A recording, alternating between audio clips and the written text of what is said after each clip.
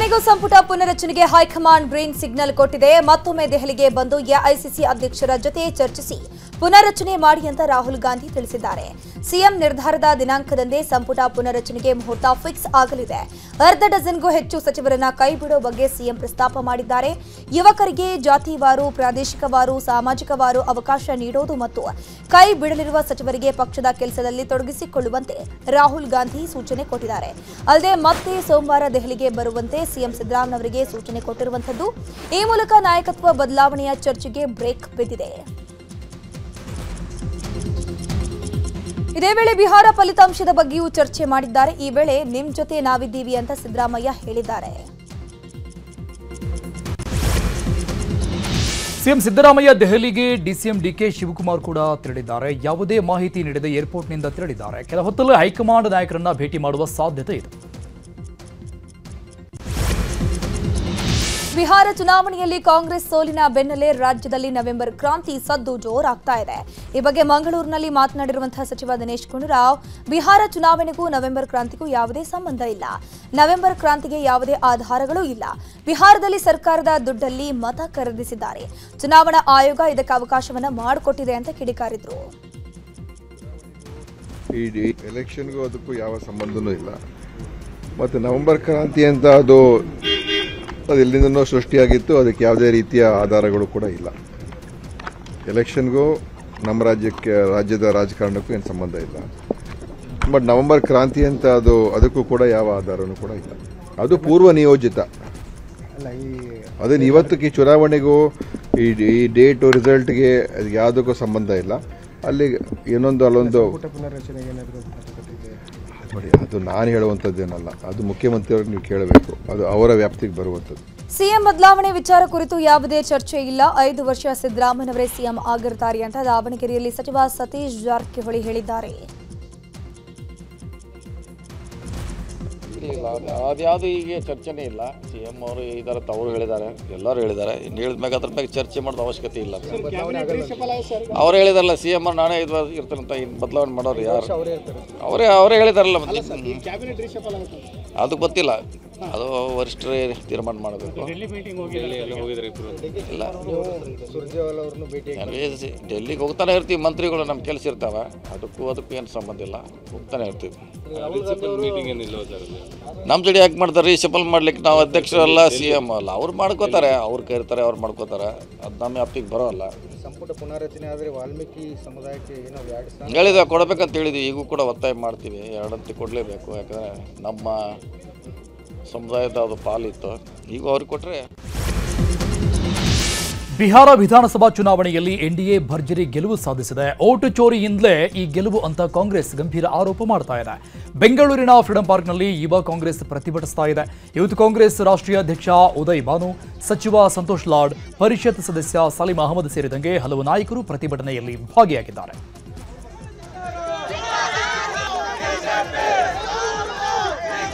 ಇನ್ನು ಬಿಹಾರ ಚುನಾವಣೆಯಲ್ಲಿ election commission ಪಾತ್ರ ಇದೆ. ಬಿಹಾರ ಚುನಾವಣೆ ವೇಳೆ ಬಿಜೆಪಿ ಯಾವ ಆಧಾರ ಮೇಲೆ ವೋಟ್ ಕೇಳಿದೆ? ಹೆಣ್ಮಕ್ಕಳಿಗೆ ಹಣ ಕೊಟ್ಟು ವೋಟ್ ಖರೀದಿ ಮಾಡಿದ್ದಾರೆ ಅಂತ ಸಚಿವ ಸಂತೋಷ್ ಲಾಡ್ ಕಿಡಿಕಾರಿದ್ರು. 1 ಲಕ್ಷ ಕೋಟಿ ಡೆವಲಪ್ಮೆಂಟ್ ಕೊಡ್ತಾರೆ. ಇವತ್ತು ಬಿಜೆಪಿ ಅವರು ಗೆದ್ದಿರ್ತಕ್ಕಂಥದ್ದು ಸುಮಾರು ಬಿಹಾರ್ನಲ್ಲಿ ಚುನಾವಣೆಗೆ ಮುಂಚೆ ಮೋದಿ ಸಾಹೇಬರು 1 ಲಕ್ಷದ ದುಡ್ಡು ಡೆವಲಪ್ಮೆಂಟ್, 1 ಲಕ್ಷ ಕೋಟಿ ಡೆವಲಪ್ಮೆಂಟ್ ಕೊಡ್ತಾರೆ. ಇವತ್ತು ಹೆಣ್ಮಕ್ಳಿಗೆ ವಿಶೇಷವಾಗಿ 10,000 ರೂಪಾಯಿ ಹೆಣ್ಮಕ್ಳಿಗೆ ಕೊಟ್ಟು ಓಟನ್ನು ತಗೊಂಡು ನೀವು ಗೆದ್ದಿರ್ತಕ್ಕಂಥವ್ರು. ಇವತ್ತು ನಿಮಗೆ ಯಾವ ನೈತಿಕತೆ ಇದೆ? ಏನು ಈ ಚುನಾವಣೆ ನಡೆದಿದೆ, ಇದು ಯಾವುದೇ ರೀತಿಯಾಗಿ ಕಾನೂನಾತ್ಮಕವಾಗಿ ಚುನಾವಣೆ ಆಗಿಲ್ಲ. ಅದಕ್ಕೆ ನಾವೆಲ್ಲ ಇಲ್ಲಿ ಸೇರಿರ್ತಕ್ಕಂಥವ್ರು ಬಿಹಾರ್ ಚುನಾವಣೆ ಏನು ನಡೀತು ಅದನ್ನ ಖಂಡನೆ ಮಾಡಿದ್ದೇವೆ. ನೀವು 10,000 ರೂಪಾಯಿ ಓಟನ್ನ ನೀವು ಚುನಾವಣೆ ಪ್ರಕ್ರಿಯೆ ಅನೌನ್ಸ್ ಆದ ನಂತರ ಕೂಡ ನೀವು ದುಡ್ಡನ್ನು ಕೊಟ್ಟಿದ್ದೀರಿ. ದುಡ್ಡು ಕೊಟ್ಟು ಓಟನ್ನು ಖರೀದಿ ಮಾಡಿ ಗೆದ್ದಿದ್ದೀರಿ. ಅದಕ್ಕೆ ಇದು ವಿಶೇಷವಾಗಿ ಯೂತ್ ಕಾಂಗ್ರೆಸ್ನವರು ಇವತ್ತು ನಮ್ಮ ಬೆಂಗಳೂರು ಭಾಗದಲ್ಲಿ ಇದೇನು ಹೋರಾಟವನ್ನು ಪ್ರಾರಂಭ ಮಾಡಿದಿರಿ. ಎಲೆಕ್ಷನ್ ಕಮಿಷನರ್ ಮಾಡಿರ್ತಕ್ಕಂಥ ಒಂದು ಮಿಲಾ ಭಗವತ್ನಲ್ಲಿ ಇವತ್ತು ಬಿಜೆಪಿ ಗೆದ್ದಿದೆ. ಇವತ್ತು ಬಿಜೆಪಿ ಅವರು ಗೆದ್ದಿರ್ತಾರೆ. ಇದೇ ವೇಳೆ ಮಾತನಾಡಿದ ಪರಿಷತ್ ಸದಸ್ಯ ಸಲೀಂ ಅಹಮದ್, ಇದು ಎಲೆಕ್ಷನ್ ಕಮಿಷನ್ ಮತ್ತು ಬಿಜೆಪಿಯ ಗೆಲುವು, ಇದು ಬಿಹಾರ ಜನರ ತೀರ್ಪಲ್ಲ ಅಂತ ಕಿಡಿಕಾರಿದ್ರು. ನಿನ್ನೆ ತಾನೇ ಬಿಹಾರ ಎಲೆಕ್ಷನ್ ಆಯಿತು. ಆ ಎಲೆಕ್ಷನ್ ಬಿಹಾರ ಜನರ ವೋಟಿಂದ ಅಲ್ಲ. ಆ ಗೆಲುವು ಎಲೆಕ್ಷನ್ ಕಮಿಷನ್ ಆಫ್ ಇಂಡಿಯಾ ಮತ್ತೆ ಬಿಜೆಪಿ ಸರ್ಕಾರದ ಗೆಲುವು. ಬಿಜೆಪಿ ಮತ್ತು ಎಲೆಕ್ಷನ್ ಕಮಿಷನ್ನ ವೋಟ್ ಚೋರಿ ಅಲ್ಲ, ವೋಟಿನ ಡಕಾಯಿತಿಗಳು ಅಂತ ಹೇಳಬೇಕಾಗ್ತದೆ. ವೋಟಿನ ಡಕಾಯಿತಿಗಳು. ಯಾವ ನೈತಿಕತೆ ಉಳಿದಿಲ್ಲ, ಯಾವ ಸಿದ್ಧಾಂತ. ಬಿಹಾರ ಚುನಾವಣೆ ಫಲಿತಾಂಶ ಬಗ್ಗೆ ಮಾಜಿ ಸಚಿವ ಕೆಎನ್ ರಾಜಣ್ಣ ಬೇಸರ ಹೊರಹಾಕಿದ್ದಾರೆ. ಕಳೆದ ಲೋಕಸಭೆಯಲ್ಲೂ ಮಹಿಳೆಯರು ಕಾಂಗ್ರೆಸ್ಗೆ ಮತ ಹಾಕಿಲ್ಲ. ಫ್ರೀ ತಗೊಂಡ ಮಹಿಳೆಯರು ಮತ ಹಾಕಿದ್ರೆ ನಾವು ಹೆಚ್ಚಿಗೆ ಸ್ಥಾನ ಗೆಲ್ತಿದ್ವಿ.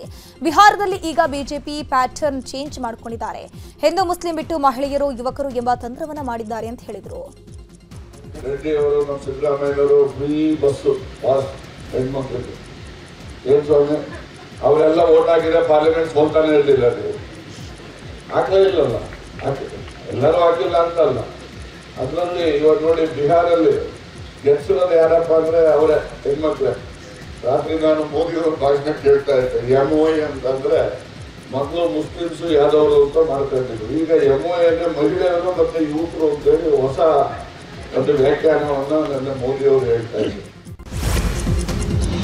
ಕಾಂಗ್ರೆಸ್ನ ವೋಟ್ ಚೋರಿ ಆರೋಪಕ್ಕೆ ಬಿಜೆಪಿ ರಾಜ್ಯಾಧ್ಯಕ್ಷ ತಿರುಗೇಟು ಕೊಟ್ಟಿದ್ದಾರೆ. ಬಿಹಾರದಲ್ಲಿ ಐತಿಹಾಸಿಕ ಜಯ ನಮಗೆ ಸಿಕ್ಕಿದೆ. ವೋಟ್ ಚೋರಿ ಆರೋಪ ಮಾಡಿ ಜನರ ದಿಕ್ಕು ತಪ್ಪಿಸುವ ಪ್ರಯತ್ನ ಮಾಡಿದ್ರು.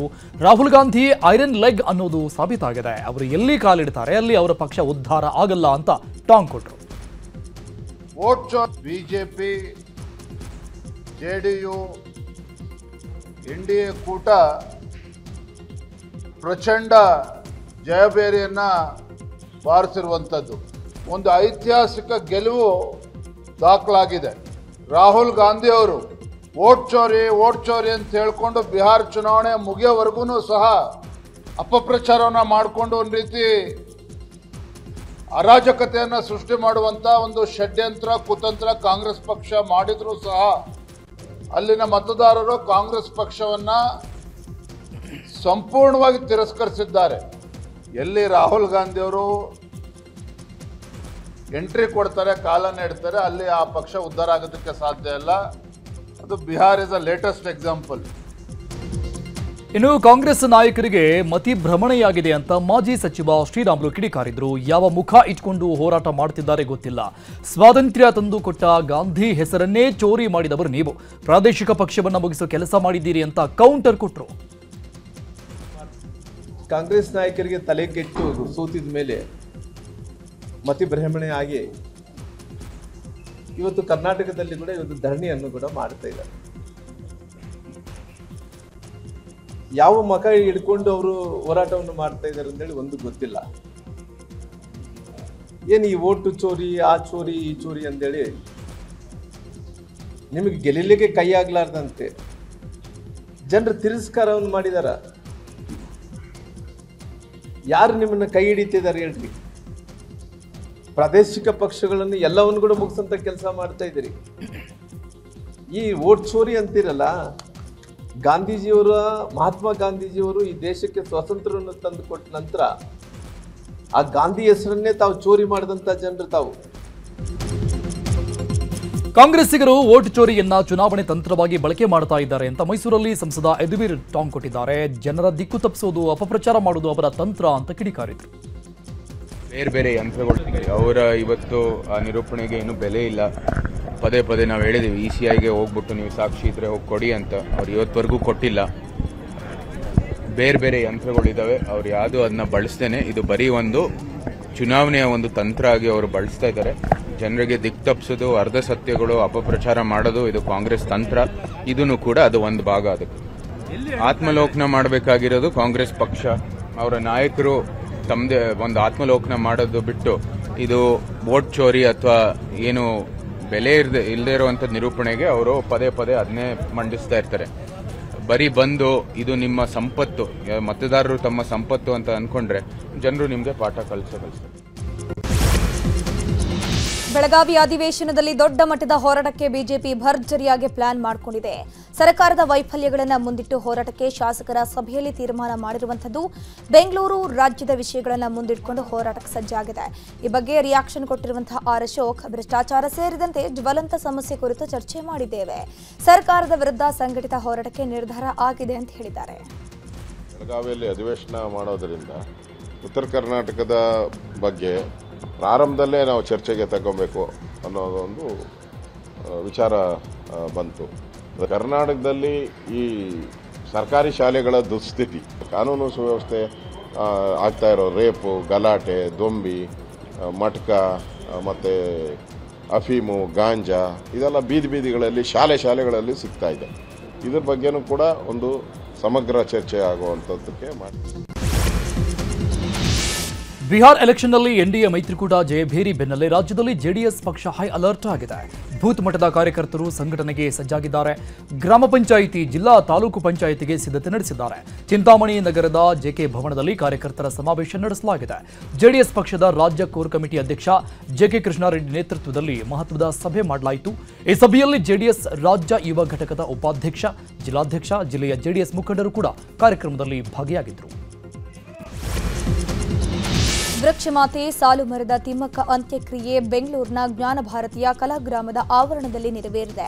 ಡಾಕ್ಟರ್ ಸಿದ್ದಲಿಂಗಯ್ಯ ಅವರ ಸಮಾಧಿ ಪಕ್ಕದಲ್ಲೇ ತಿಮ್ಮಕ್ಕ ಅವರ ಅಂತ್ಯಕ್ರಿಯೆ ನಡೆದಿದೆ. ಅವರ ದತ್ತುಪುತ್ರ ಅಂತ್ಯಕ್ರಿಯೆ ವಿಧಿವಿಧಾನವನ್ನು ನೆರವೇರಿಸಿದ್ರು. ಪೊಲೀಸರು ಸಕಲ ಸರ್ಕಾರಿ ಗೌರವಗಳೊಂದಿಗೆ ಅಂತಿಮ ನಮನ ಸಲ್ಲಿಸಿದ್ರು. ಈ ವೇಳೆ 3 ಸುತ್ತು ಕುಶಾಲತೋಪು ಸಿಡಿಸುವ ಮೂಲಕ ತಿಮ್ಮಕ್ಕ ಅವರಿಗೆ ವಿಶೇಷ ಗೌರವ ಸಲ್ಲಿಸಲಾಯಿತು.